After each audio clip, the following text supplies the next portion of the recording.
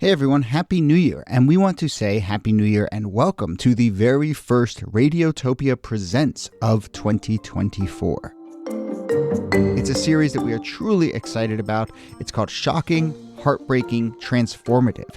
Now, this is from documentarian Jess Shane, who put out an open call on Craigslist and then worked with 4 strangers to explore the standard rules that documentarians and journalists use to tell their subject stories.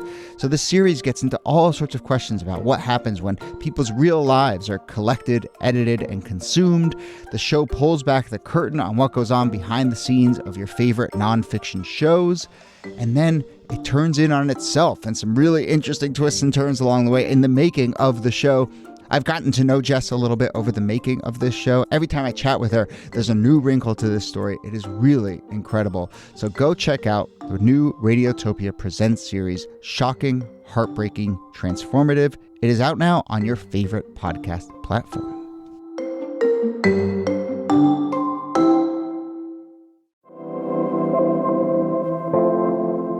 Hello and welcome to This Day in Esoteric Political History from Radiotopia. My name is Jody Avirgan.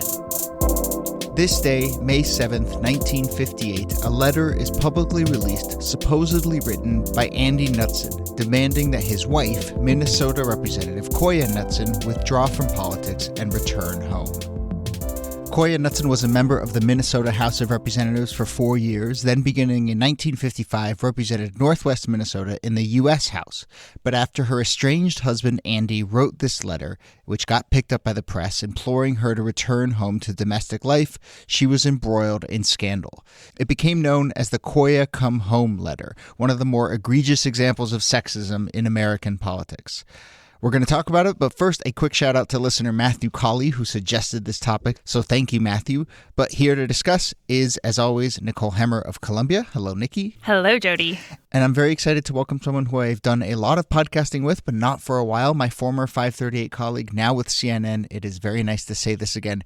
Harry Enten, welcome to the show. Shalom. Happy to be here. So Harry's going to be with us for a few episodes, including this one, which I think was kind of new to all of us. And that's sort of one of the nice things about this show. It pulls us a bit out of our wheelhouse sometimes. So maybe before we get to the particulars of this story and what it teaches us, can we just lay the groundwork of late 1950s female representative in Congress from the Midwest? Harry, how rare is that in this time? It's extraordinarily rare, Jody. You know, I'm a statistics guy, and I look back, and, you know, if you look consistently throughout the 1950s, only about 3% of Congress was made up of women representatives. So the idea of having a female representative just extraordinarily rare. And, you know the size of Congress, but to just give you an idea, it's about 20 women or less in the entire Congress. It's just a very, very small percentage. Right. And that's a number that doesn't actually grow very fast after the 50s. It's not until the 1990s that crosses the 10% threshold.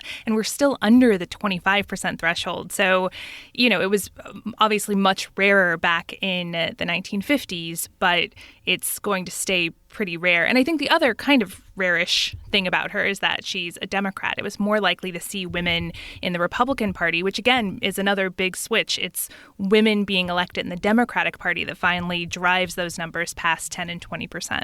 Right. So, I don't know, is it a little unfair to only think of her in the context of this letter that got written? Nikki, do you want to spend a little bit about what you learned about kind of what she accomplished when she was a representative? And then we'll talk about the crazy historical esoterica towards the latter half of her career.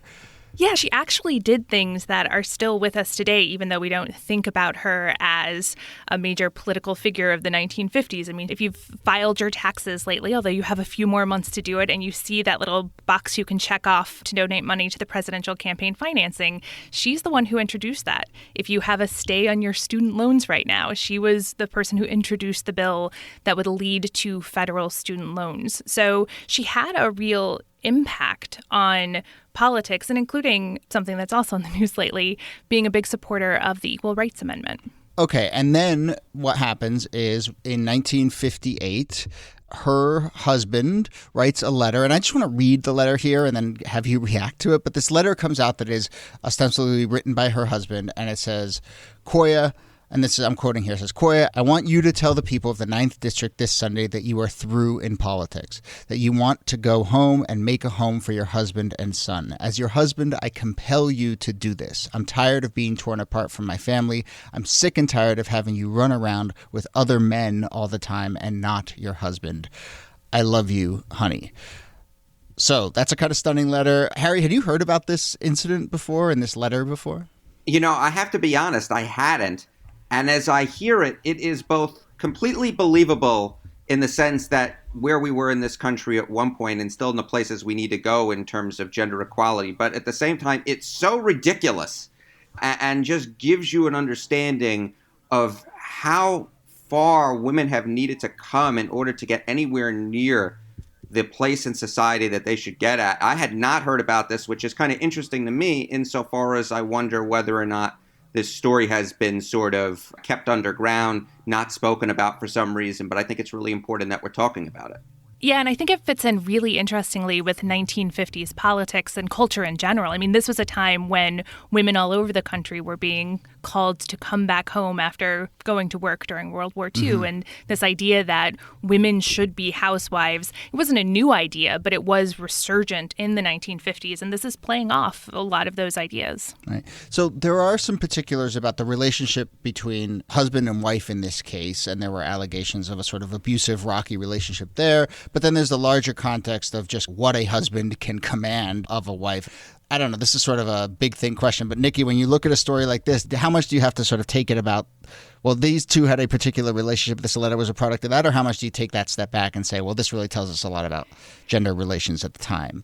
I think we have to see it as a product of gender relations at the time because it worked, right? If it were just him calling for her to come home, it wouldn't have any power if it didn't have resonance in the larger society. And again, I mean, we're talking about a country in which this idea of women being under the authority of their husband was still legal doctrine in the United States. We didn't have kind of old school coverture in the ways you did in the 19th century, but there were a lot of ways in which women's identity was subsumed to their husbands. The ability to get credit or loans without a husband's signature wasn't something women could do until the 1970s.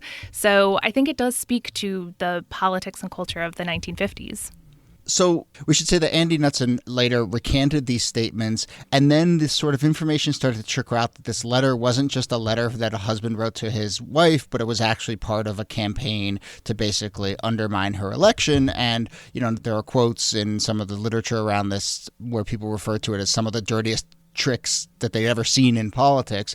So, Harry, I mean, this reminds me a little bit of something that I've talked about with you a fair amount. I don't know if we think of this as a scandal, but like dirty tricks work when they tie into pre-existing stereotypes and pre-existing issues. And so I think this is, I suppose, an example that like it's not a coincidence that the thing that undermined a trailblazing female candidate was something about her domestic versus public life. They didn't invent some other campaign finance scandal or some other thing to try and bring her down, right? No, they did. I mean, this fits perfectly. We're talking about a world, in the late 50s where the overall participation rate from women in the workforce was only about 40%. In fact, a little bit less than that. So what we're doing here as a good, political campaign to stop Coya, what we're talking about is something that plays exactly into what people want to believe. Those are the scandals that work very well. We've seen that commonly in our modern political theater, and apparently that worked as well 60, 65 years ago as well. Yeah, I mean, this was originated, we believe, as a dirty trick from her opponents, and it fed into what would become the campaign line from her Republican opponent throughout the campaign. I mean, her Republican opponent, Odin Langen, ran under this slogan, "A big man for a man-sized job." I mean, there's nothing subtle about this, right? That's not a dog whistle, that's like an air horn, right? Exactly. So it became sort of not just the background, but the text of this campaign was this idea that she as a woman shouldn't be in the House of Representatives. She should be back home with her husband. And we should say, she went on to lose by just over 1,000 votes. And this, Harry, at a time when I think Democrats were doing pretty well, and in particular incumbents tend to do pretty well. So I think you can say this had a pretty big impact on the race. Oh, I would absolutely say so. I mean, the year in which she lost was a particularly good year for the Democrats in Congress. And Minnesota obviously was a place where the Democratic Farm Labor Party was doing pretty well, historically speaking. So there's no doubt in my mind, if you look back at this and you're trying to find one reason why she would have lost, this certainly would have put it over the top. And, to be honest with you, as you sort of look at how much it might have set women back in the state of Minnesota, the state didn't elect another woman to the House, I believe, until 2000, and obviously didn't elect Amy Klobuchar to the Senate until 2006. So this was pretty monumental. I would argue that, at least in the short term, her opponents, unfortunately, were able to do what they set out to do. And Nikki, just a final thought, like how should we think of this in this larger sweep of women in Congress and how women, enter politics and stay in politics? I do think it calls our attention to the importance of a woman's husband in American politics and the way that a husband is often the person who demonstrates that the woman is someone who's legitimate to vote for. In many cases, up through the 1950s and 1960s, the way that women entered Congress was through something known as widow's succession. Their husband would die, they would be elected in the next election or in a special election, and that's how they entered office. And even major women political figures, Eleanor Roosevelt is the one who inspired her to run for Congress in the first place. She has that political platform through her husband, and that's true up through today. The first major woman candidate nominated for the presidency was Hillary Clinton, who, again, came to national attention because of her relationship as First Lady to Bill Clinton. So I do think that's something we can see in American political culture, that a lot of times voters like to see that imprimatur of the husband being somebody that they trust politically before they will vote for the woman. Even in our modern day right now, Michelle Obama being mentioned as a potential VP pick for Joe Biden, because obviously she became well known because she was the wife of Barack Obama, our last president. Yeah. Or maybe it's just that American presidents tend to marry awesome women. We'll see. I think that's also true. All right. That brings us to the end of the episode. Oh, but I wanted to add one more thing about this story, which is not confirmed, but in our research, we did discover that maybe Glenn Close was signed on to play Coya in a 1990s TV movie about this incident, which would have been fascinating. So if anyone out there wants to suggest who would play these characters in a TV movie today, you can email us thisdaypod@gmail.com. And again, thank you, Matthew, for suggesting this topic to us. It was really great. Yeah, thank you so much. If other listeners out there have suggestions like this was a great find and a really fun story to talk about. So send them our way. And definitely one we didn't know about. So yeah, keep them coming. You can email us thisdaypod@gmail.com, or you can find a form on our website, thisdaypod.com. All right, Nicole Hemmer, thank you as always. Thanks, Jody. And Harry Enten of CNN, thanks to you. Thank you.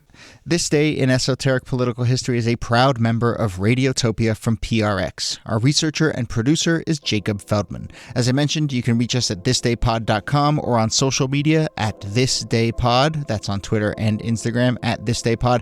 Harry is back with us next week for another kind of wild local story that drew national attention. This time, it's about state legislators disappearing overnight. It's got Rick Perry, Tom DeLay. You don't want to miss it. That's next episode. My name is Jody Avirgan. Thanks again for listening, and we'll see you soon.